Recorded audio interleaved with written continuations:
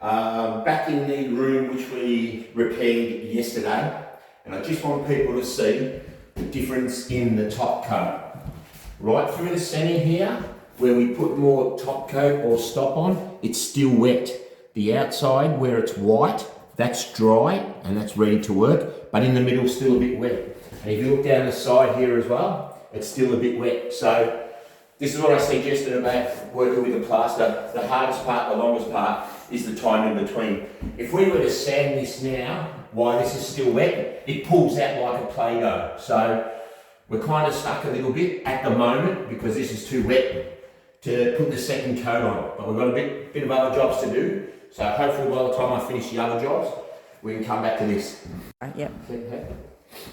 Second one, this is a bit interesting, this one. This was a little bit tricky. You can see in the kitchen here, there's a plaster sheet and then there was another little piece hanging on the angle. And the one closest to the window was sagging down. So I've got to do a bit of work on it. But the roof trusses up there, there's actually nowhere to attach the plaster to. So I've just made myself up some battens. And I'm going to run these. I'm going to glue and screw these. I'll update you later. 5 or 6 of them. And then I'm going to glue and screw my patch into that. And because it's going to have screws here and here, it won't sag anymore. So I'm hoping after we put these battens in and the new plaster patch, that's fix that up. And then we'll just go to quickly come to the on-street real quick and we'll show the other patch we've been working on, which is this little one in here. So yeah, again, we've just cut it all out, glued and screwed the plaster to the wall, put the external corner on it, that's for kicking.